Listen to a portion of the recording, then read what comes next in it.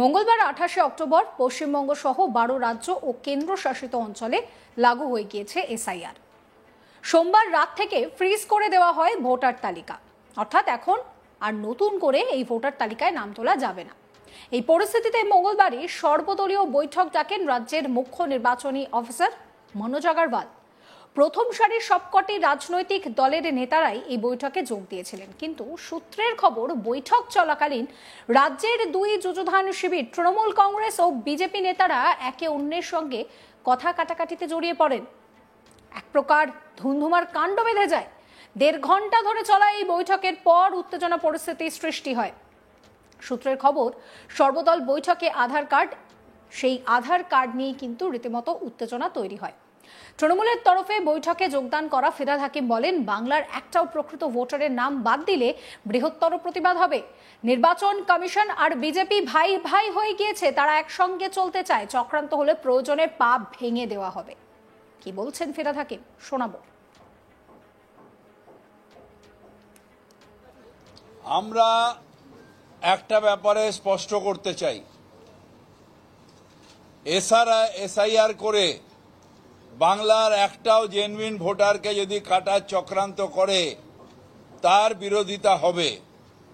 তার কারণ আমাদের জেনুইন ভোটার যারা বাংলায় রয়েছেন, আজকে আপনি 2002-এর কথা বলছেন, তাহলে 2002-এর পরে যে কটা পার্লামেন্ট হয়েছে, 2014, 2019, 2024, তাহলে সেই সব পার্লামেন্টে আজকে যারা গেছেন তারা তাহলে অবৈধ?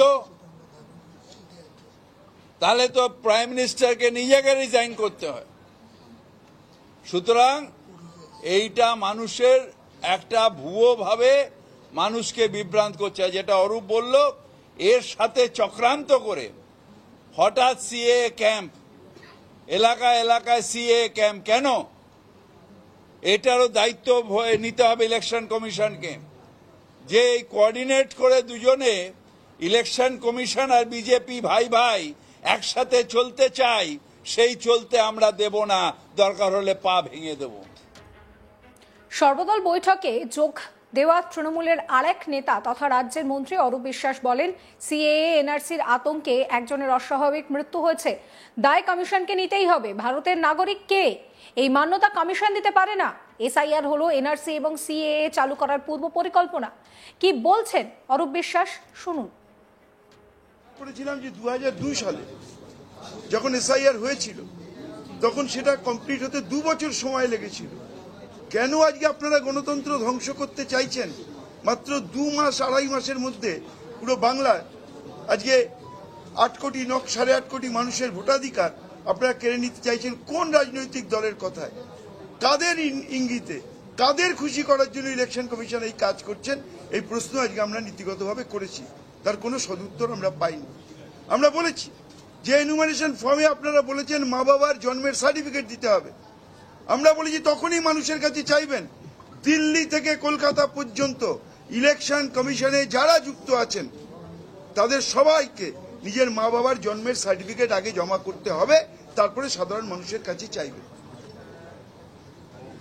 আজ এই কথাগুলো আমরা বলেছি। আমরা যাই বলি, উনি একটাই কথা এখানকার সিও বলছেন, আমি কিছু করতে পারবো না, ওখান থেকে সবকিছু তৈরি করে দেওয়া হয়েছে। তাহলে যদি তৈরি ওখান থেকে করে দেওয়া হয়, তাহলে আপনি মিটিং ডাকেন কেন? এই প্রশ্ন আমরা করেছি। আমরা তো এখানে মানুষের কথা বলতে এসেছি।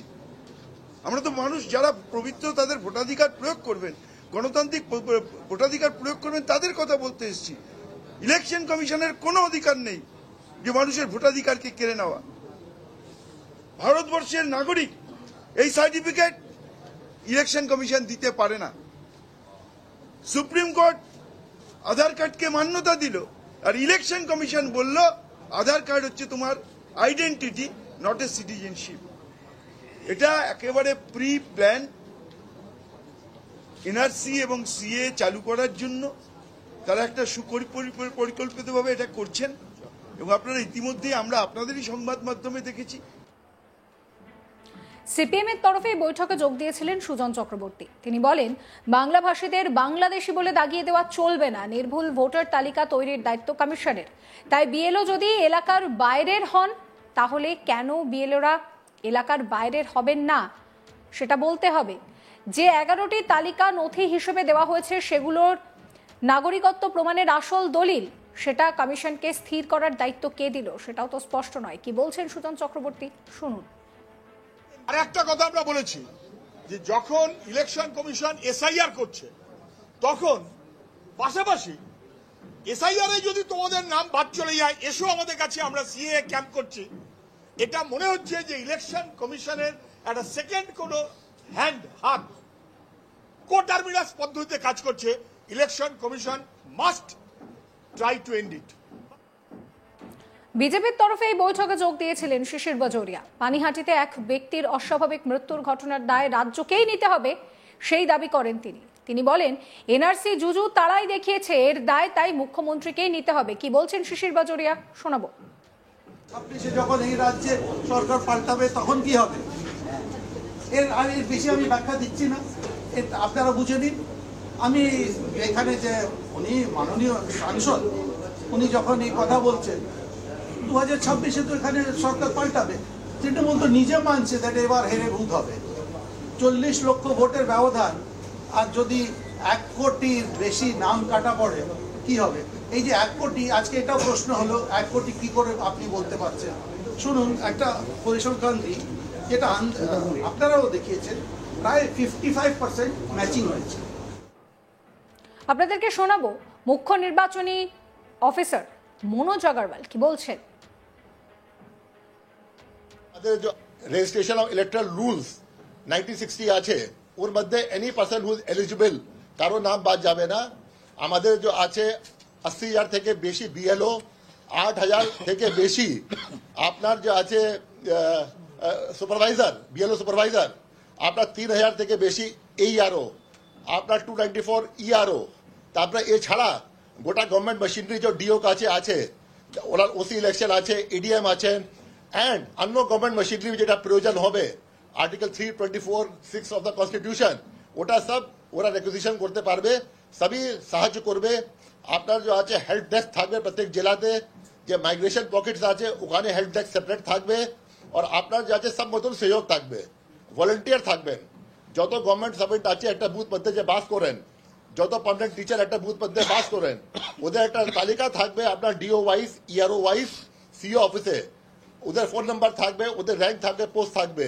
ওরা গ্রুপ ডি থেকে হতে পারে, গ্রুপে হতে পারে, কি যে যখন এনিউমেরেটর থেকে পেয়ে গেছে ফর্ম, কারো কোনো ভুল ভ্রান্তি হচ্ছে, ইন্টারপ্রিটেশন ভুল হচ্ছে, ভরতে পারছে না, এরা গিয়ে কন্ট্যাক্ট করবে, এরা গিয়ে হেল্প করবে ফর্ম ভরার জন্য। সেটা তো আপনার আছে, ফোন নাম্বার দেবো, সব দেবো। যেমন একটা অ্যাপ আছে বিএলও সঙ্গে মিট করার জন্য অ্যাপ আছে, আপনি ওখানে অ্যাপে দেবেন, বিএলও আপনাকে কল ব্যাক করবে। ওটা আমাদের রিয়েল টাইম মনিটরিং আছে কি কোন রিকোয়েস্ট কোন বিএলও কাছে কখন গিয়েছে, কখন কত দিনের মধ্যে ও রিয়াক্ট করেছে। এটা ক্লোজলি মনিটর করবে আমাদের ইআরও, আমাদের এইআরও, আমাদের সুপারভাইজার, সিও অফিস, সব এটা মনিটর করবে যেটা আছে। তো এখন যেটা আছে আমাদের সমস্ত খবরের আপডেটের জন্য আপনাদের নজর থাকুক আজ তাক বাংলায়। চ্যানেলটিকে সাবস্ক্রাইব করবেন, নোটিফিকেশন পেতে বেল আইকনে ক্লিক করবেন, ফলো করতে ভুলবেন না আজ তাক বাংলার হোয়াটসঅ্যাপ চ্যানেলও।